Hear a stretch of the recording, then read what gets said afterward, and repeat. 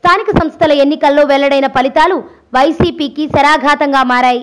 రాయలసీమలో ఎన్నికలు జరిగిన 3 జిల్లాల్లోనూ అధికార తెలుగుదేశం అభ్యర్థులు తమ సమీప ప్రత్యర్థులైన వైసీపీ క్యాండిడేట్లపై విజయం సాధించారు.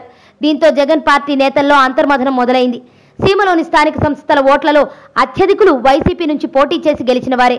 వాస్తవానికి పరిస్థితులు అన్ని బాగుంటే ఈ 3 స్థానాలు వైసీపీకి చేరాల్సి ఉన్నా టీడీపీ కొల్లగొట్టేసింది.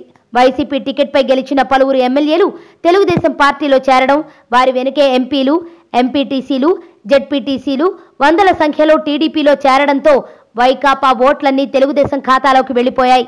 అయినప్పటికీ ఓటర్ల మనసులో తమపై ఉన్న అభిమానం క్రాస్ ఓటింగ్కు కారణమవుతుందని వైసీపీ భావించింది.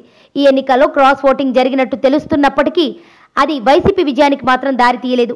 ఏ అభ్యర్థి ఎవరికి ఓటు వేస్తారన్న విషయం తెలిసిన బార్కోడ్లను ఏర్పాటు చేయడంతోనే పలువురు క్రాస్ ఓటింగ్కు భయపడ్డారని వైసీపీ భావిస్తోంది. ఇక ఓట్లున్నా సీట్లు గెలుచుకోలేకపోయామని బెదిరింపు, అక్రమ కేసులతో ఓటర్లను భయపెట్టి తెలుగుదేశం గెలిచిందని వైకాపా నేతలు ఆరోపించడం మినహా మరేమీ చేయలేని పరిస్థితి. డబ్బులతో కొనేవారు Jagan. Telugu Desam party clean sweep చేయడంపై వైకాపా అధినేత వైఎస్ జగన్ స్పందించారు.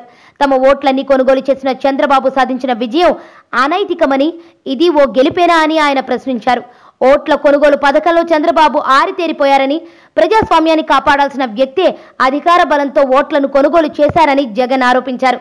ఈ ఎన్నికల్లో నైతిక విజయం తమదేనని, తెలుగుదేశం పార్టీలోకి చేరిపోయిన ఎంతో మంది ఎంపీటీసీలు, జెడ్పీటీసీలు తమ అభ్యర్థులకు ఓట్లు వేసినట్టు స్పష్టంగా తెలుస్తోందన్నారు.